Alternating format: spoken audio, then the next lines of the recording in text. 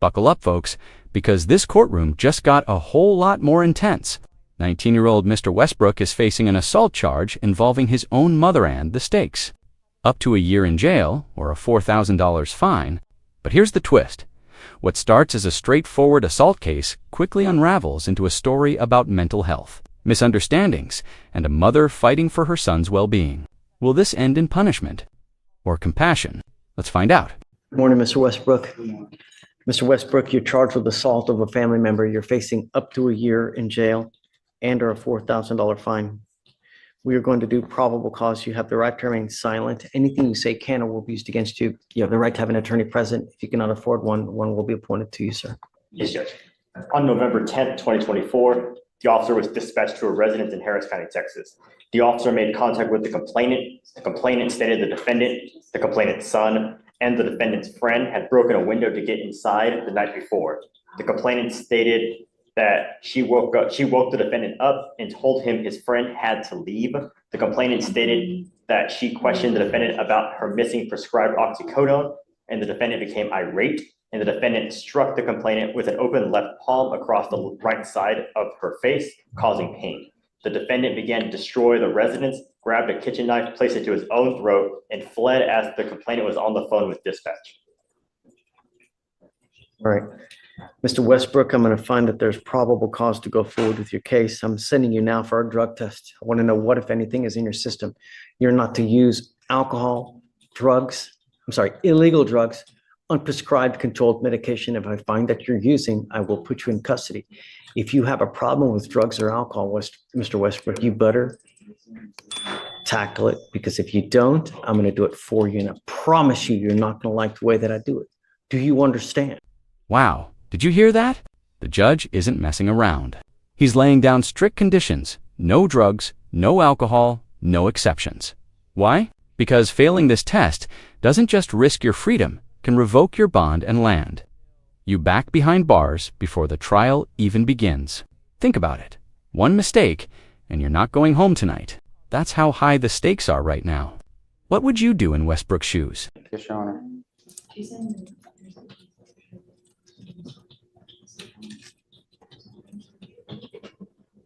It's now, 12:10. All my lawyers are gone, and I need to get the results back, but it's not going to be. So we need to roll this case to either, tomorrow, Friday, come back and we can finish what we're doing. Now it's just too late for us to get the results and finish everything up. I'll let you pick whatever day you want to come back, but we have to come back and finish. Sir. How old are you? I'm 19, sir. What do you do for a living? Right now, I'm just working at a fast food place, trying to get back into college. Who do you live with? My mother, well, that's who I was staying with. I don't want to talk about the case. I only want to know what you're doing in life and see. I'm trying to get back. I'm trying to go to college, get my trade school to become a welder.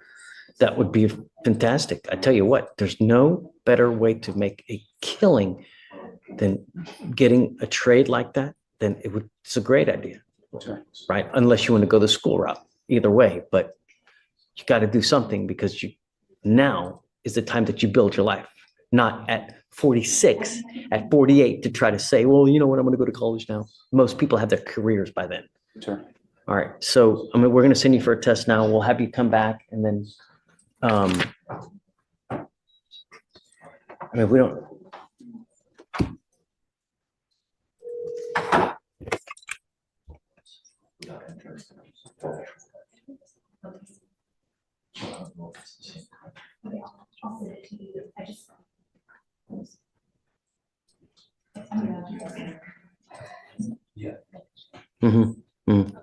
Yeah. Yeah. Do you know the complaining witness? Have you guys reached out to this person? No, Your Honor. What is the relation? Relationship, the defendant's her son. That's the mother, Your Honor. The complainant. So the complaining witness in this case is mom. Mom. Yes, Your Honor. I want you to understand something, Mr. Westbrook, that I'm issuing a protective order, and your mom is now labeled as a protected individual. You cannot commit family violence or an assault against this person, commit an act in furtherance of an offense under section 42.072 of the Texas Penal Code, which is the stalking statute. You cannot threaten, harass, use another person to communicate a threat or harassing behavior. What you need to understand is what is threatening or harassing. Doesn't matter what you think. It's how she perceives. So if I go like this, is that threatening or harassing? It most certainly is. And it can land you back into jail if you threaten or harass your mother. Do you understand? Is she here now?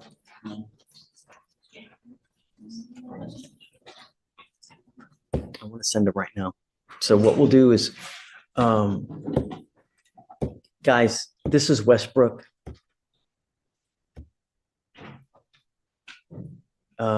We've got mom as a CW. Yeah, or I guess let me give you the cause number. You're right. I'm sorry. It's 253-8133. My concern is that when we have these cases and no one has spoken to the complaining witness, I order no contact. How are we going to do that here? Let me see, Judge Fleischer. I can step out and try to contact her. Yeah, do you mind? Let's see if we can, please. All right, so let me impart to you one more thing, Mr. Westbrook. You got out of jail because we gave you a free bond. When we revoke bonds, we normally set them in around 5, maybe 10,000, maybe 15, depending on what happened. If you don't have anyone to pony up that kind of money, you will be stuck in custody until these cases are over with. So when you're out there in the free world, think before you act, think before you speak, because it may be very well. Do you understand me? Your Honor. Okay. What did you want to say? I don't want to talk about the case. I'm not. I was requesting, is it okay if I check myself into the mental hospital? It's not about the case, but that's where I was supposed to go. My mother had called my shrink, and she told my mother to call the police to take me to the Cypress Creek Hospital. And they told me they were taking me there. How did you get here today? Your mom didn't take you? How'd you get here? My friend took me. And because I was going to sign myself into the mental hospital, Someone now, please. I called up here and they told me, well, that you shouldn't Let's do this. Let's do this because I don't want you to say too much, because you never know what you're going to say that's going to end up hurting you. I do, above all else, want to get a test today because I want to know what, if anything, is in your system. Yes, Your Honor. I want to do that. If you fail to go test, if you fail to, I'm going to revoke your bond. I want you to know that. I just want to know what's in your system. And no more dope. It could be very well affecting your life in more ways than you know. When you take, do you take medication prescribed by a doctor? And that's what we're working on. Okay.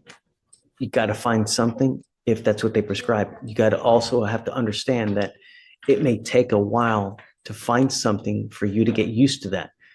When you start taking these psychotropic medications, you may take one and there's a side effect that doesn't agree with you. So you move on to the next one. It may take a couple days, but you got to just wait, find the one that agrees with you, but give it time and be patient because it affects everyone in different ways. So if you find that you're agitated, that you find yourself angry, just time out, relax. It's never the end of the world. Anything can always be resolved with time, love, care. So just take that. Your Honor. I'm going to appoint your lawyer. I'm going to see if we can get you one here real quick.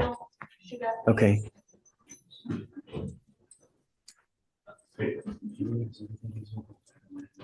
Jillian, this is Mr. Westbrook. We're going to have him just sign conditions. We'll send him for a test now. They're reaching out to mom. Mom's a complaining witness. He's thinking about checking into a hospital. If you feel that that's something that you like to do, great. That's a good thing. Just want to get help. It's anytime you try to help yourself like that, that's great. And I'm proud of you for doing it because not many people realize that, hey, I may need this kind of help. And we're support you. Anything you need, we're there to help. I can't give you a ride, but do you have a ride here now? Yes, sir. Okay.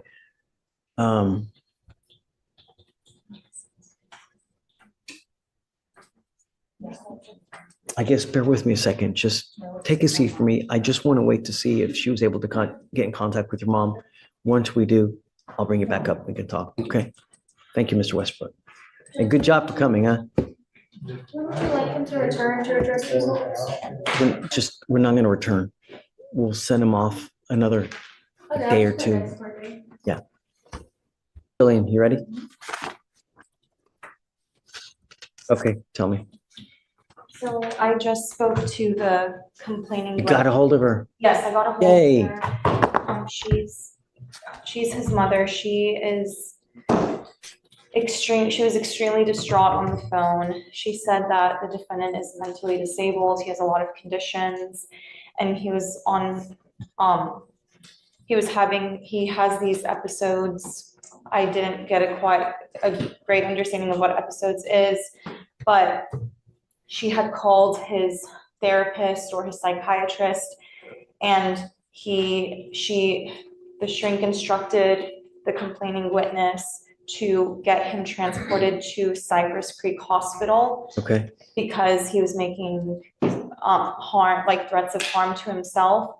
And so this complainant called the police in order to try to get their help in transporting him to the hospital because she couldn't get a handle of it. So she says it was never an assault in progress call and not one that she intended to make. She said when the police asked if the defendant was hurting her, she said no. And here's where everything takes a turn. The mother says this wasn't an assault call, at all she wanted help getting her son to a mental health facility, not a jail cell. Imagine the frustration. You call for help, and instead of doctors, you get handcuffs.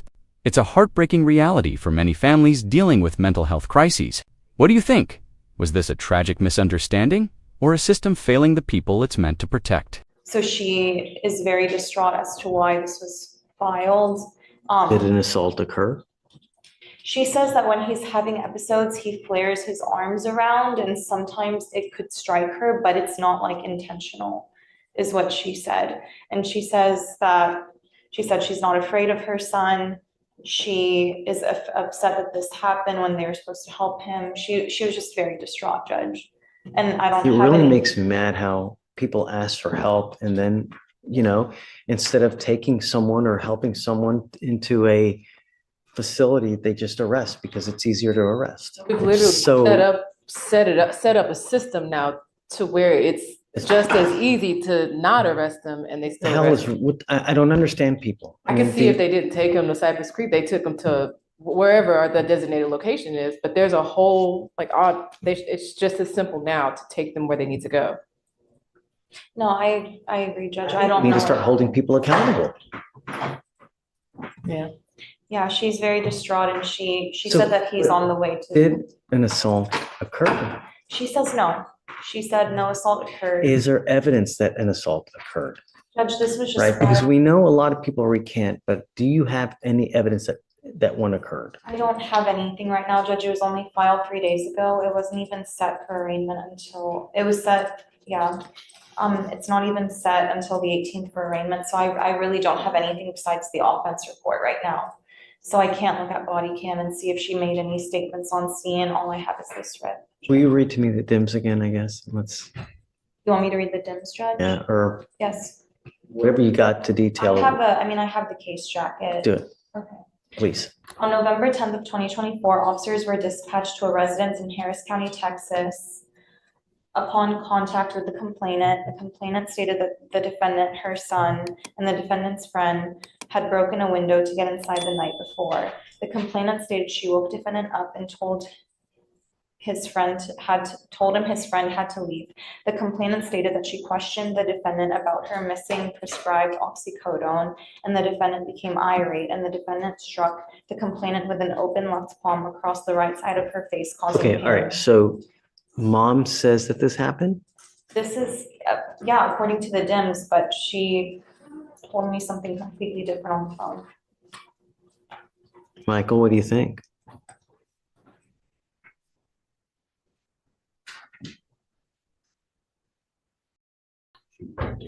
She's recanted, yes.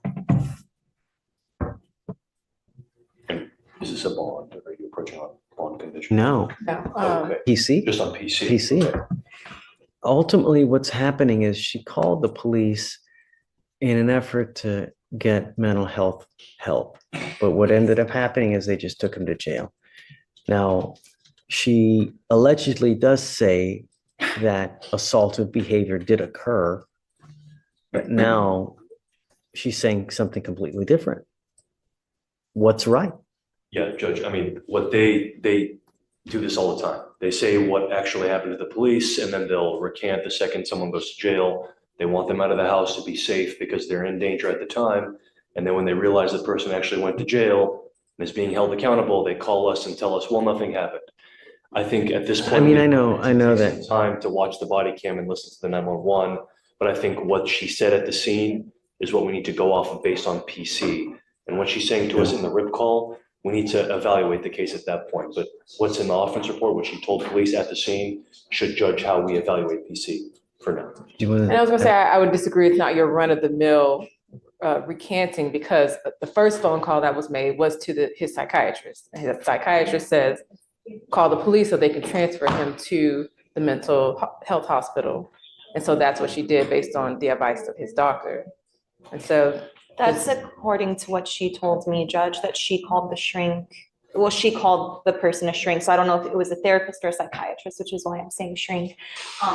She told me that she called them first, but again, that's going off of her word. And if she's recanting now, I don't know how much. I think that for now, I'm going to find it. Okay. But I guess. Judge, in lieu of any drug testing right now, I mean, he can go today, but as far as like resetting him for tomorrow or Friday, he is. Come up, Mr. Westbrook. He is supposed to be checking in today, as was the plan last week. Is that okay with the court? I'll get the proof that he's checked in. They've got a bed ready for him, and he's supposed to be going in today to the hospital.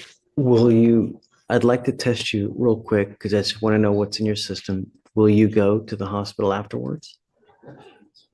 I think it may be a good idea. You know, your life is valuable. You have only one. When you take a catastrophic move where it's you harm, it's something, it's not like Target, you can return it. You can't, there's some things that you just can't come back from. If you have patience, then anything can be achieved. So don't make rash decisions. Take time, take care. We're here to help you as well. I want to help you. The goal for us is to have you leave better than you came. And if you give us time and be patient, we can help you with that. I have all kinds of resources, have all kinds of things at our disposal to help you. All you have to do are two things. Come back and stay in touch with Jillian. She's great. She will help you with whatever you need. She has a direct line to me that she can always call me. If you need anything, we have resources to help you out. But you got to stay in touch with us. And I think that that's a good call. If you make it down there, let me test you real quick. I'm not going to have you come back. Just go directly there to the Cypress place right after. As long as we know that you're there, I'm not going to revoke your bond. We will let you just take time that you need to go do what you need to do. But I got to know that you're there. Sure. If I don't know that you're there and I think you're out monkey business and not doing what you're supposed to be doing, I'll issue a warrant. I don't want to have to do that. So just please stay in contact with us. Do what you say you're going to do, and good things are going to happen. I promise. Sure. You can always get a hold of us. If you ever need anything, just come back here as well. We're always willing to help you with whatever you need. Do you have any questions? Okay. Let's set it off a week. I don't want to do a long one just to make sure that we stay kind of close with Mr. Westbrook. You know, she'll give you her number so that you can always get a hold of her. Okay. All right. But we'll also take care of costs. You won't have to pay for anything. So don't worry about the money. All you got to do is show up and stay in touch with Jillian. Sure. All right. So, quick question. When I do get out of the hospital, just let her know that I am getting out of the hospital, correct? So what happens is usually when you check in, we'll get a rough kind of figure for how long you'll be there. I don't know. It could be a day, it could be 2 days. The idea is to get you as the best way you can. And it may take a day or two, it may take a week. I don't know, but stick with it. Yes, sir. You know, Take your time. Rome wasn't built in a day, as the saying goes. It takes time. And if you've got the patience, you got the love, you got the want, anything can happen, here soon. And I also have resources to get you on track to help you with welding if you want it. I know people and I'll help you out with it. If you help me with yourself, I will help you with the job aspect afterwards. I promise. So here's where we stand. Mr. Westbrook will undergo drug testing, check into a mental health facility, and return to court after treatment. No final ruling yet, but the judge made it clear this is a second chance, not a free pass. Cases like this blur the line between crime and crisis, punishment and rehabilitation. If you found this case as shocking as we did, make sure to hit that like button, share your thoughts in the comments, and don't forget to subscribe for more jaw-dropping courtroom breakdowns.